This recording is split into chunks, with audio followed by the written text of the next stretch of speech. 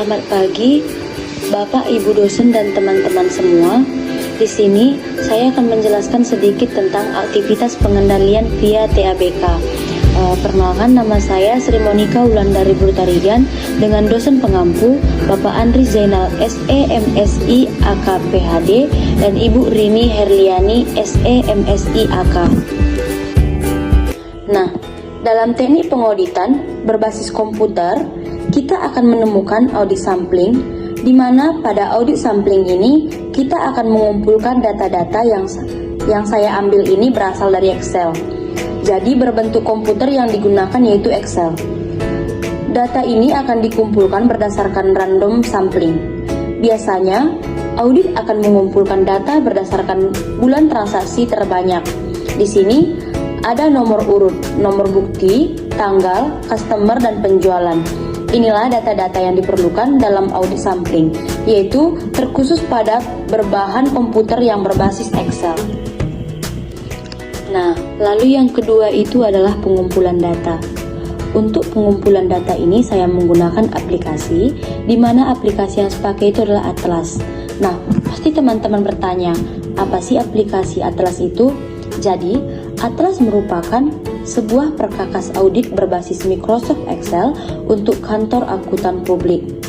Atlas versi terbaru ini mengakomodasikan terhadap respon resiko dan pelaporan dalam audit. Nah, jadi pada aplikasi Atlas ini kita perlu mengumpulkan data.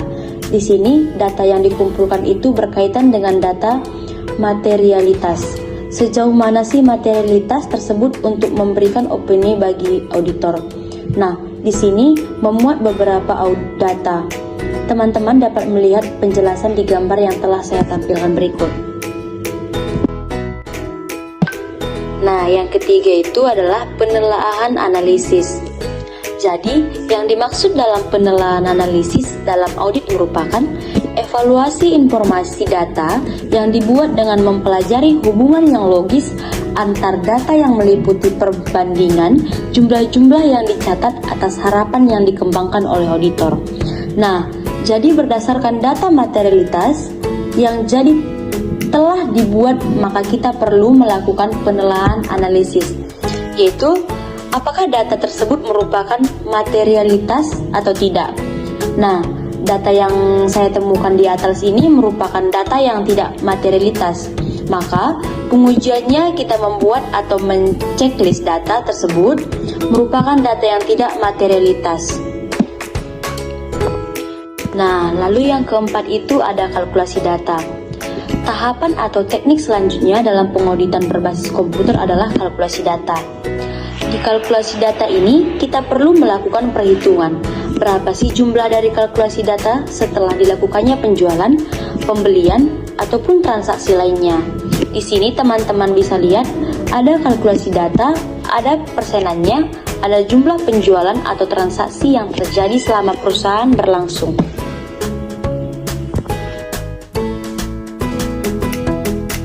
Nah, yang kelima itu aktivitas berbasis komputer yang berikutnya adalah kalkulasi telaah analisis. Setelah melakukan kalkulasi data, maka kita harus melakukan telaah analisis. Analisis ini perlu dilakukan untuk mengetahui sudah sejauh mana sih perbandingan antara transaksi yang satu dengan transaksi yang kedua atau yang lainnya. Dan apakah setara kas yang satu berhubungan dengan setara kas yang berikutnya. Apa sih resiko kas yang satu ini berefek dengan kas berikutnya? Itulah yang dimaksud dengan kalkulasi telaah. Yang keenam itu pemeriksaan kelengkapan data dan alokasi. Tahapan selanjutnya, pemeriksaan kelengkapan data dan alokasi. Pada tahap ini biasanya kegiatan yang berhubungan dengan pengecekan data secara langsung.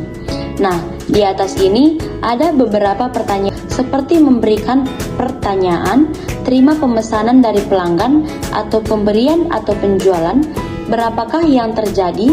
Lalu di situ ada asumsi yang terjadi seperti completeness, extenses, dan ada akun yang timbul seperti piutang, gas, penjualan, dan akun-akun lainnya. Nah, hal inilah yang terjadi pada pemeriksaan kelengkapan data dan alokasi. Di slide yang telah saya tampilkan tampak jelas contoh-contoh pertanyaan dan contoh-contoh yang terkait dari asumsi dari pernyataan tersebut.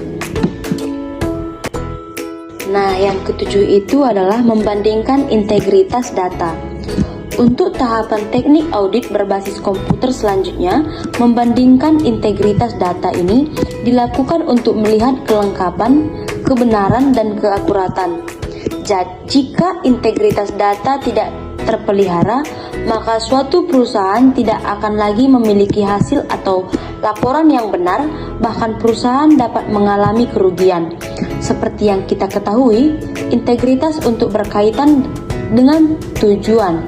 Nah, setelah dilakukannya alokasi data tersebut, maka kita perlu mengaitkan dengan integritasnya, yaitu pengecekan secara langsung ke gudangnya dan membandingkan ke data berbantuan komputer di atlas yang kita gunakan.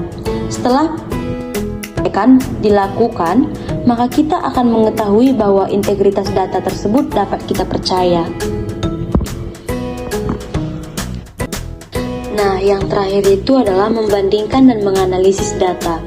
Nah, pada tahapan membandingkan dan menganalisis data ini untuk melihat dan memastikan apakah data-data yang telah disajikan tersebut sudah sesuai dengan kenyataan yang sebenarnya, sehingga dapat menghasilkan pelaporan yang dapat membantu perusahaan untuk mengoptimalkan performa proses bisnis mereka sehingga meningkatkan pendapatan.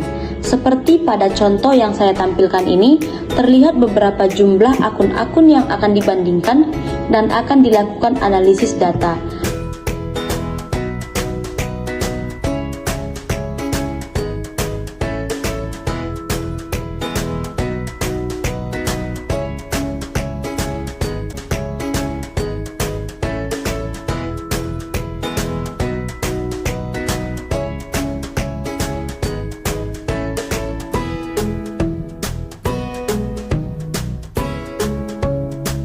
Auditan berbasis komputer.